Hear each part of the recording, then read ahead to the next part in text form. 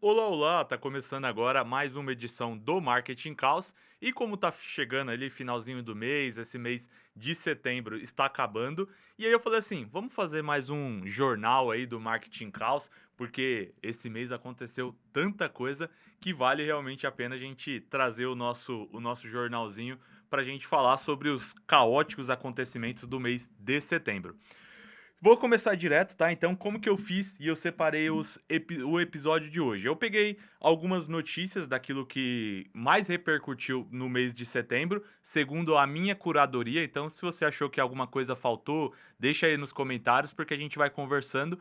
Porque não deu tempo, tá? É muita coisa, é muita notícia, então eu separei ali os principais pontos pra gente debater um pouquinho. Então, sempre deixando nos comentários principais acontecimentos aí, você pode comentar, pode falar sobre as notícias, pode dizer aí se eu falei muita merda, muita groselha e a gente vai conversando. Começar, então, bora lá, põe na tela aí, meu amigo. Primeira notícia, a gente teve uma briga generalizada nesse final de semana, então aconteceu aí, ó, notícia fresquinha pra você. Essa briga generalizada entre o Popó e o Vanderlei foi uma das confusões que a gente teve no UFC. O que tem acontecido, né? Então, esse formato de luta tem ganhado uma repercussão grande nos últimos, acho que nos últimos anos, né? Então, essas lutas entre lutadores e celebridades, o Popó foi um dos que entrou muito nisso, né? Então, inclusive na última que teve lá com o Kleber Bambam, o Whindersson Nunes também participou. É uma coisa que é forte lá nos Estados Unidos e aqui no Brasil também ganhou uma certa repercussão nos últimos anos. Nesse final de semana teve uma luta que foi promovida pela Spaten. E aí o que aconteceu, né? Depois da luta, então eles estavam ali durante a competição. E eu sei que foi uma confusão generalizada que aconteceu logo depois da luta.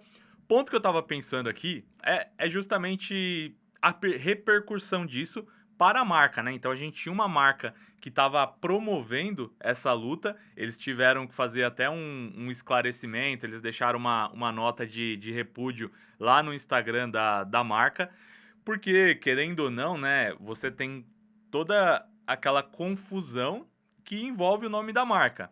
Eu vi, particularmente, muita gente elogiando a marca, não vi nenhuma menção negativa à marca por conta da repercussão, né? Então, querendo ou não, a gente tem uma premissa que tem muita gente do marketing que adere àquela tese do falem bem, falem mal, mas estão falando de mim, apesar que ninguém está falando mal efetivamente da marca.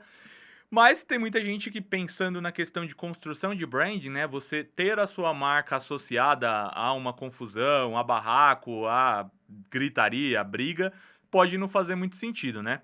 Agora tem um outro ponto também, que aí vamos conversar aqui, né? Eu vi muita gente escandalizada com luta, que foi uma briga, mas sinceramente, você tá querendo assistir lá é o quê, né? Você tá indo assistir uma luta, você tá querendo ver briga, né? E se você viu briga, você viu uma briga ainda pior daquela que você tava querendo lutar, tava querendo assistir, né? Então, isso aí é entretenimento fuleiro, mas um entretenimento que as pessoas gostam.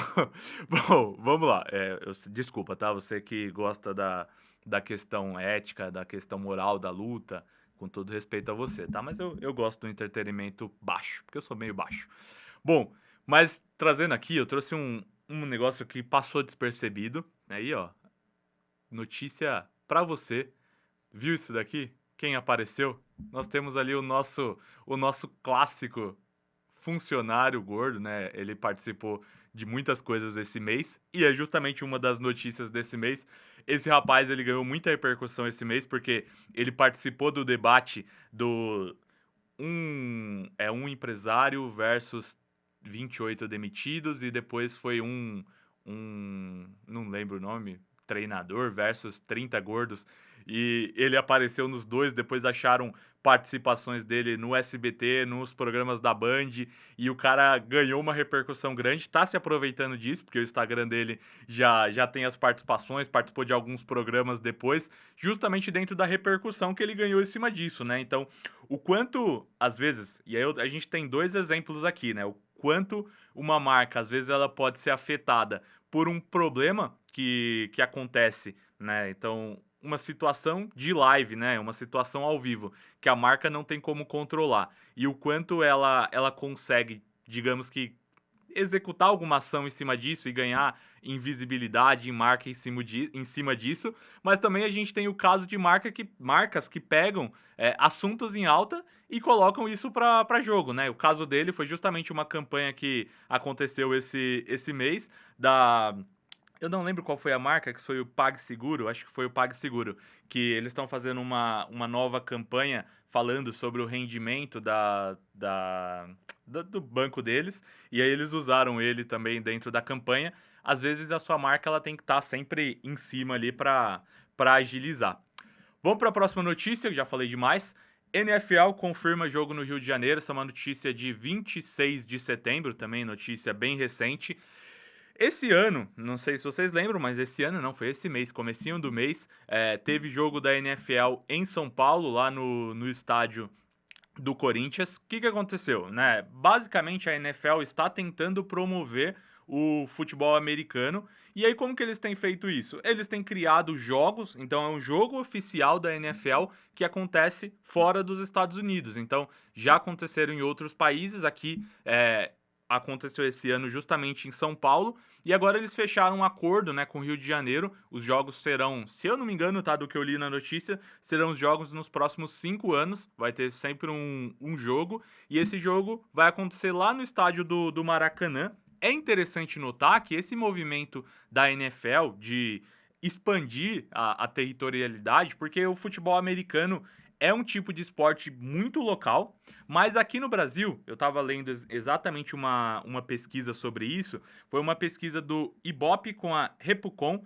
que eles fizeram uma análise e identificaram que os fãs de NFL, eles têm uma aderência com as marcas acima da média normal, então acima de outros esportes, como futebol. Então, o que eles apontaram, né, que vou pegar aqui o índice que fala, tá? Que 77% dos apaixonados por NFL afirmam ser fiéis a uma marca que patrocina o seu time, ou mesmo o atleta favorito.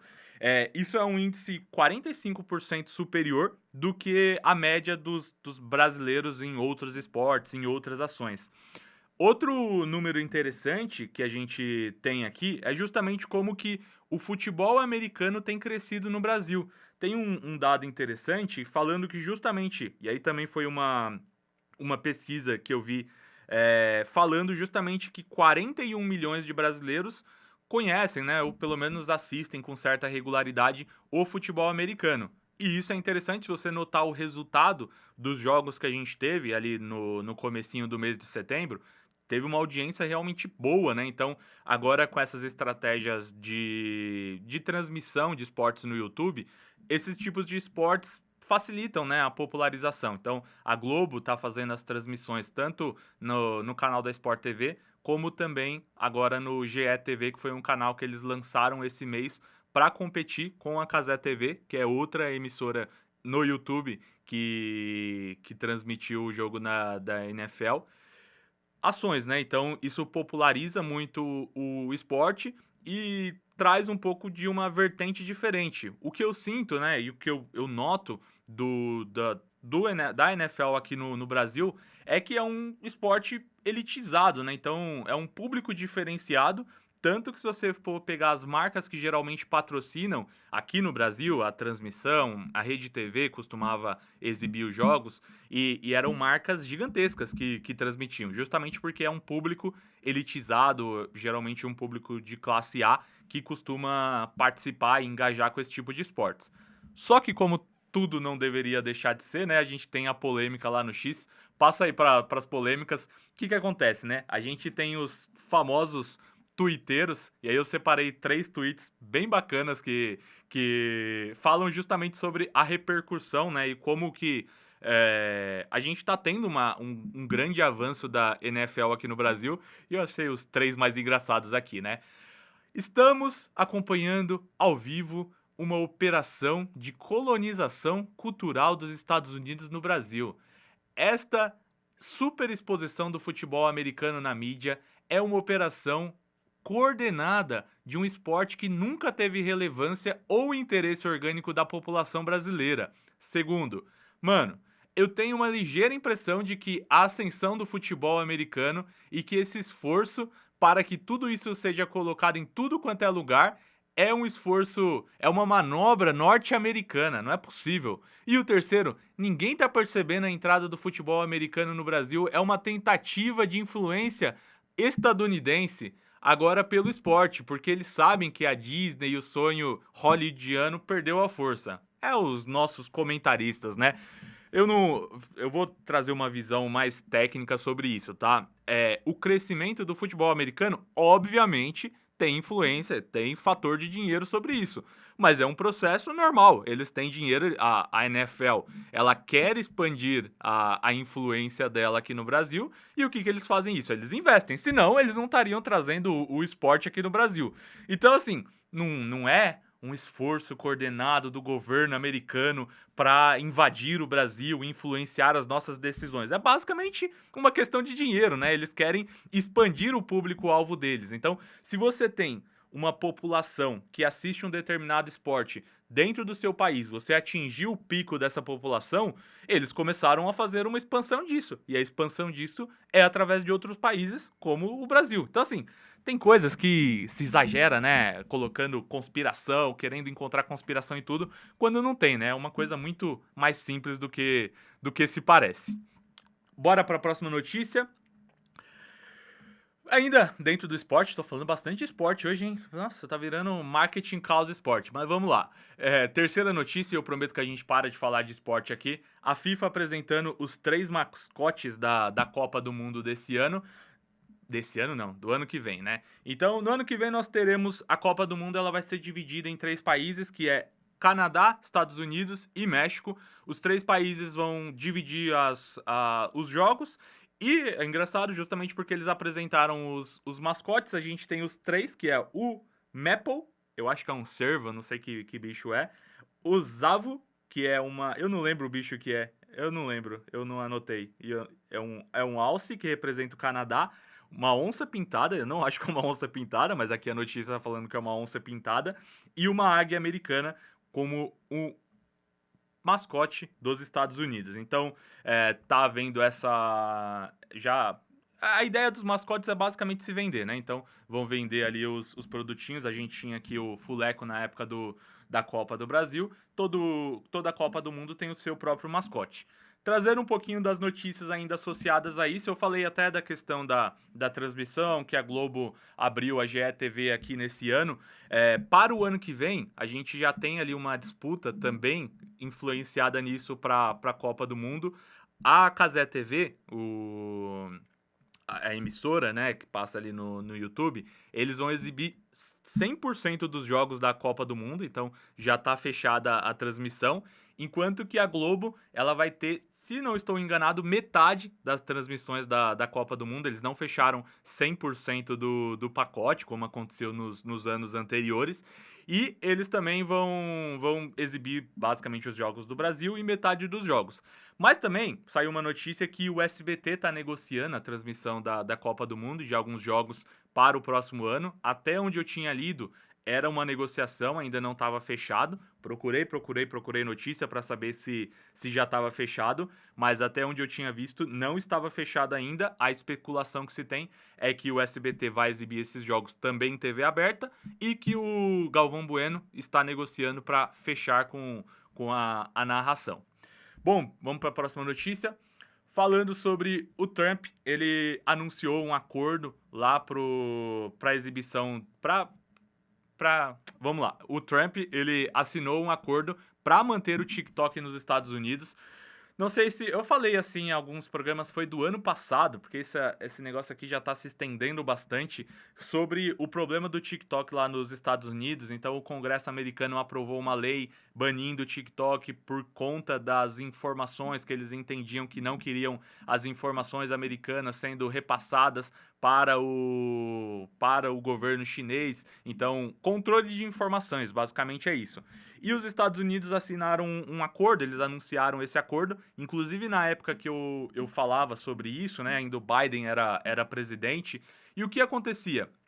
não tinha muita possibilidade, porque o governo da China, o TikTok em si, ele não queria abrir mão do controle, ele não queria vender. Então, aparentemente que eles alegavam que preferiam fechar a empresa do que manter. Só que não foi isso que aconteceu, né? Então tiveram essas negociações. Depois que o Trump assumiu, ele ia prorrogando o banimento do TikTok. E no acordo que foi anunciado na última semana, o TikTok vai ser controlado por um grupo de investidores dos Estados Unidos. Então eles vão ficar com 80% da operação, enquanto que 20% continua com a ByteDance, que é a dona do TikTok na China. Esse grupo de investidores é liderado pela Oracle, responsável por supervisionar essa operação do algoritmo, e é justamente essa mudança, né? Então, a transformação do TikTok, como que vai funcionar a partir de agora?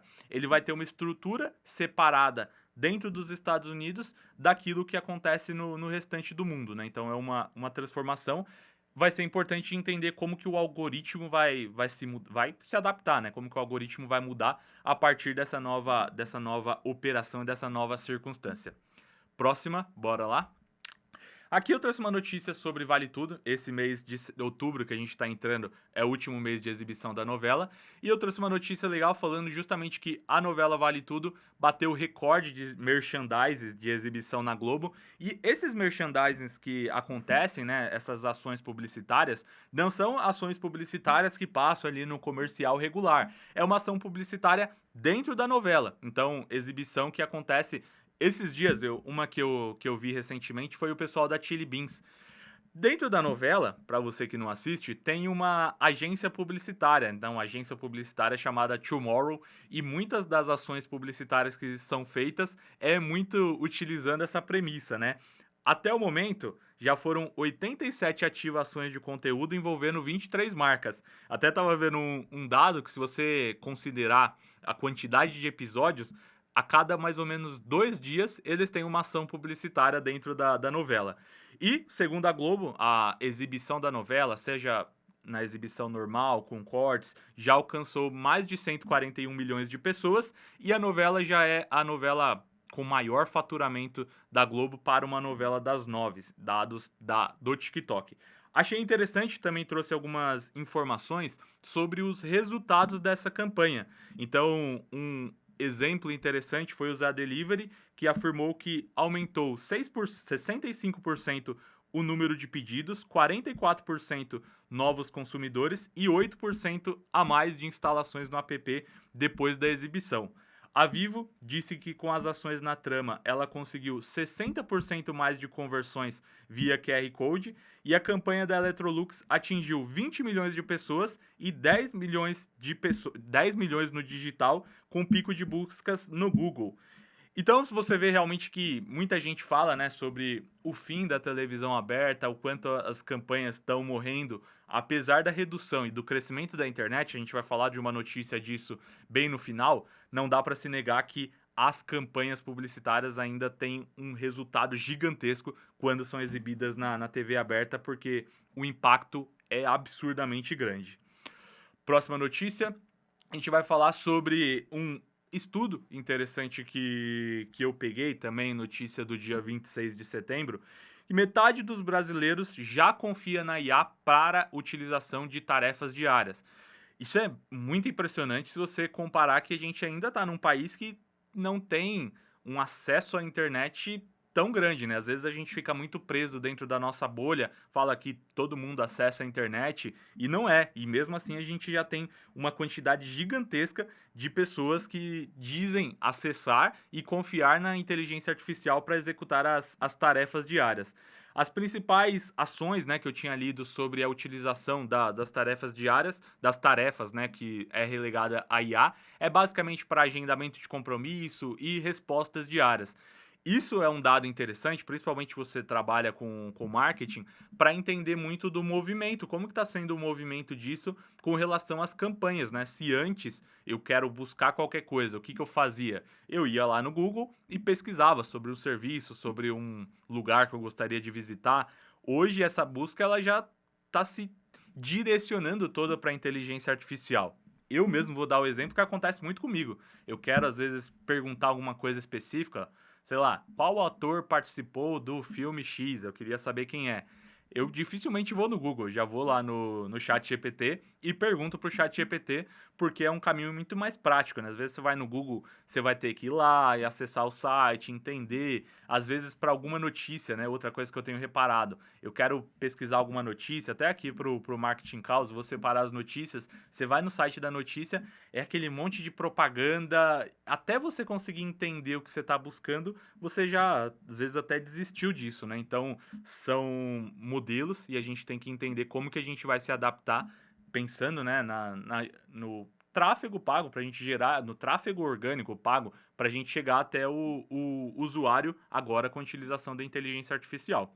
E outro ponto impressionante é a evolução, né? Porque se você falar se há 2 anos atrás, até um ano atrás, pouca gente conhecia e saberia utilizar. Então, como que isso não vai estar, sei lá, daqui 2, 3 anos, né? Tem que estar sempre atualizado e entender. Inclusive, tem um programa do Marketing Caos que a gente falou sobre inteligência artificial. Super recomendo, que vale a pena. Próxima notícia. Vamos falar sobre o Instagram, notícia também da semana passada, dia 22 de setembro, que é o novo formato do Instagram. Eles divulgaram esse novo formato mega horizontal, eu vou chamar assim, formato de 5.120 por 1080 pixels. A ideia é. Eu não sei qual que é a ideia, tá? Mas pelo que eu tava lendo, eles estavam querendo fazer um teste, basicamente, de formatos e chegaram nesse formato mega dinâmico. Muitas marcas começaram já a fazer. Teve, para mim, um caso legal foi esse do TikTok, do KitKat, que eles fizeram esse formato. E, basicamente, essas mudanças do Instagram que são coisas de testes, né? Inclusive, trouxe uma notícia interessante relacionada a isso, que lá no Reino Unido, a Meta ela já está fazendo teste para utilizar a plataforma sem propaganda. Então, o que está sendo testado lá? É um modelo de utilização do Instagram e do Facebook que você paga uma assinatura, até agora, né? O custo menor para essa assinatura é de 2,99 libras por mês, porque é lá no Reino Unido, isso daí dá mais ou menos uns R$ 21 por mês, e você pode utilizar o Instagram, o Facebook, sem aparecer propaganda para você, sem utilização de anúncios. Porque, basicamente, né, eu trabalho ali no marketing, mas tá um negócio insuportável, né? Você assiste, sei lá, 2 stories, é uma propaganda, é o tempo todo de propaganda. Às vezes você pesquisa alguma coisa, quer uma geladeira, e não começa só aparece geladeira para você, fica uma coisa chata, né, de se acessar dentro da plataforma, acaba ficando uma coisa cansativa. E eu não li um estudo sobre isso, eu tava lendo mais um artigo falando sobre o quanto que essa geração que vai crescendo com propaganda o tempo todo na sua cara, porque aí você tem propaganda o tempo todo na rede social. Você começa agora a assistir um streaming, tem propaganda também. Então, enquanto que antes a propaganda ela ficava ali dentro da televisão, naquilo que você está assistindo, no horário do intervalo, agora fica um negócio que o tempo todo você tá imerso em propaganda. Eu tô assistindo um vídeo no YouTube, tenho que ver propaganda. Eu tô vendo um vídeo no streaming, tenho que ver propaganda. Eu tô na rede social, tenho que ver propaganda.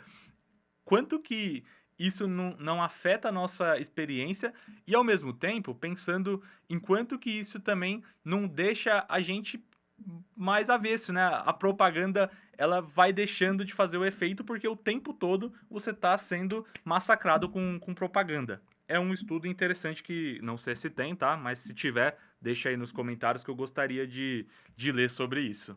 Ainda sobre o Instagram, também trouxe mais uma notícia interessante, que ele bateu 3 bilhões de usuário. Isso no mundo todo, né? Então, usuários mensais é um número extremamente gigantesco, né? Comparado ali com outras redes sociais. E isso justamente mostra a força do Instagram, principalmente junto ali da concorrência do TikTok, o quanto que isso tem impulsionado o crescimento da Meta. Bora para a próxima notícia? Gol encerra a tratativa de fusão com a Azul.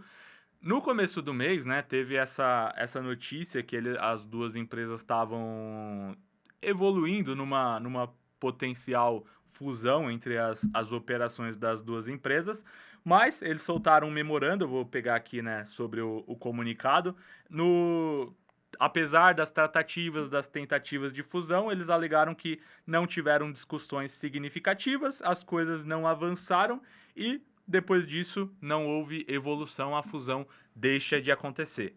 Casos de fusões são interessantes, eu vou trazer a minha perspectiva pessoal, tá? Eu já passei por uma espécie de fusão, num nível muito menor, tá? Não é um nível como esse da Gol com a Azul, mas o principal, e aí trazendo numa perspectiva menor, tá? É existir uma sinergia, tanto de operações como uma sinergia entre a operação. E quando isso não rola, não tem o que se fazer. Próxima notícia, vamos para o caso da Uber e a Nubank fazendo uma parceria para oferecer benefícios.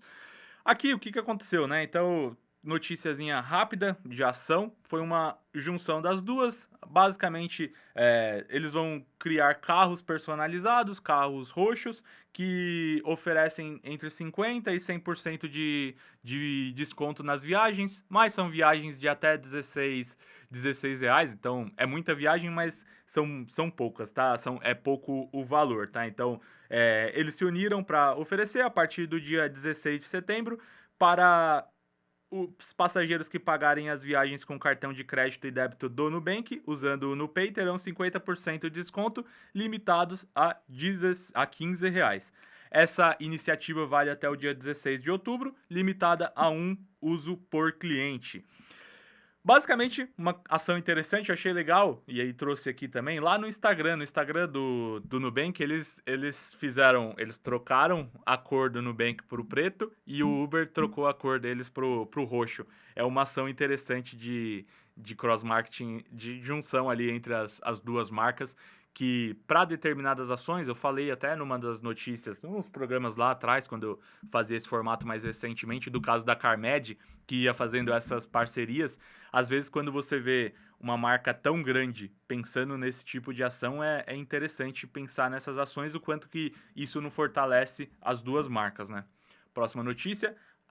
Como dizem aquilo, né? Enquanto você tem aquele ditado que fala sorte no amor, azar nos negócios. Então, se você tem azar nos negócios, azar no amor, sorte dos negócios. Esse é o ditado. A Virgínia, a marca da Virgínia, na verdade, o ePink, deve superar 1 bilhão em vendas, também notícia desse mês, dia 16 de setembro. O ePink, que é a empresa de cosméticos da Virgínia, deve alcançar o seu primeiro bilhão em faturamento no mês de outubro. A projeção é da própria marca, que fez essa semana, no dia 16 ali, uma festa para comemorar os 4 anos de mercado. A marca, que foi criada em 2021, teve um crescimento muito impulsionado justamente pelas lives que a Virgínia faz, e a possibilidade de crescimento é ainda maior para os próximos anos. Próxima. O YouTube terá um teatro na galeria do Magazine Luiza. Para quem não sabe, lá na Avenida Paulista, onde tinha eu não lembro o nome da livraria, era a livraria da Folha de São Paulo, Livraria Cultura, perdão. Tinha uma livraria que era mega reconhecida, ela infelizmente fechou, e o Magazine Luiza comprou e ele tá estruturando um espaço lá. Nesse espaço o YouTube tinha um teatro, inclusive, o YouTube assumiu esse teatro, eles vão fazer algumas ações com influenciadores, reativar ativações do YouTube Music que eles faziam, então é uma ativação nova promovida pelo YouTube. Esse é o segundo caso de YouTube Teatro que acontece, além dos Estados Unidos, que tem uma edição por lá. Ainda falando sobre entretenimento, a próxima notícia a gente fala sobre o SBT, que anunciou um canal de notícias até o final de 2025. O Grupo Silvio Santos anunciou esse projeto chamado SBT News, que é um canal de notícias que vai ser lançado até o final de 2025, com conteúdo jornalístico durante 24 horas por dia. Esse projeto deriva justamente de um site de notícias que o SBT já possui, chamado SBT News, e agora vai dar origem justamente a esse novo veículo aí, multiplataforma, que vai ter exibição na TV linear, provavelmente TV fechada, e no ambiente no ambiente digital, que é YouTube, e os canais FASTs lá do SBT, que é o SBT mais SBT. Esse projeto tá sendo desenvolvido pelo Fábio Faria, ex-ministro de comunicação do presidente Jair Bolsonaro, e também ele faz parte da família Abravanel. Próxima notícia: a Natura foca na América Latina e vende a Avon na unidade internacional. Não sei se você sabia, mas a Natura, ela é dona da Avon. Essa compra foi feita há mais ou menos 15 anos. Eu não sei quando foi feita, mas desde que essa compra foi feita, a Avon sempre foi uma empresa extremamente endividada, e isso se manteve, né, esse endividamento nos últimos anos. E agora foi feita essa venda por cerca de 1 libra. Basicamente, eles estão vendendo as dívidas da empresa de forma internacional. Próxima notícia, a gente tem o caso também notícia ali do meio do mês, né, 15 de setembro, que foi o agente secreto sendo escolhido para representar o Oscar no Brasil. Se você não conhece como funciona, o Oscar de filme internacional, de melhor filme internacional, é uma seleção que o país precisa enviar para os representantes do Oscar. Então, você tem um representante do Brasil, você tem um representante da França, um representante da Alemanha. Esse é o único representante que vai representar o Brasil na lista de filme internacional. E aí, como funciona o processo?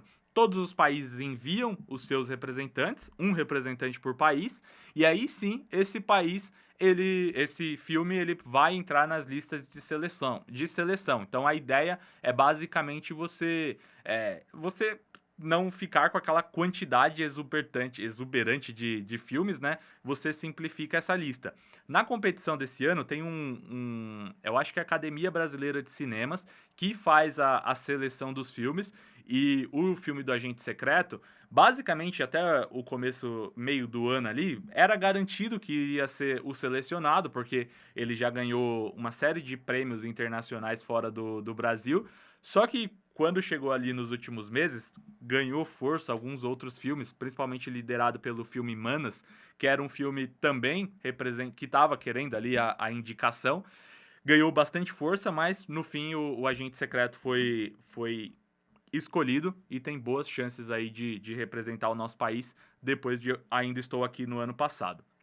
Próxima notícia, agora a gente já está indo para o final. Notícia importante, lembra que eu falei sobre a questão dos investimentos, né? Então, a notícia fala justamente isso, né? Que investimentos em mídia no Brasil já alcançam 11,9 bilhões no primeiro semestre de 2025. Esse foi um estudo do SEMP com o Instituto Meios, apontando justamente um crescimento de 12,5% em relação ao período do mesmo ano. Eu trouxe uma listinha que fala sobre esse investimento. Pode passar.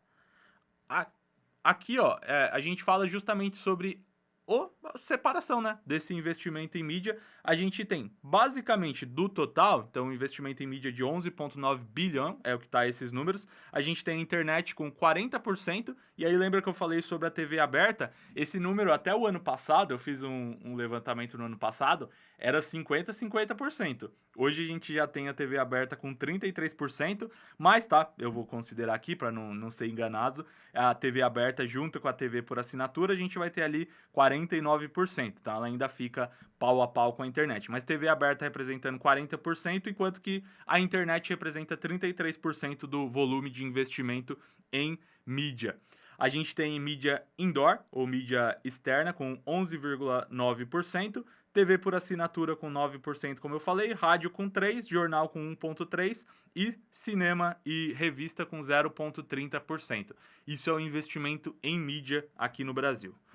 Bom, é isso. Basicamente, essas foram os nossos resumos das notícias aqui dentro do mês. Tentei trazer de novo aqui o formatinho do jornal com o resumo principal dos acontecimentos. Faltou muita coisa? Faltou muita coisa. O ideal era que isso seja semanal, né? A gente falar ali toda semana, mas não tenho logisticamente como entregar um programa semanal. Vou tentar trazer, na medida do possível, o nosso resumo mensal das notícias, mas o importante é você estar informado de tudo que aconteceu nesse mês e estar preparado para o mês de outubro, que chega aí com tudo. É isso, muito obrigado e até o próximo programa do nosso Marketing Caos. Valeu!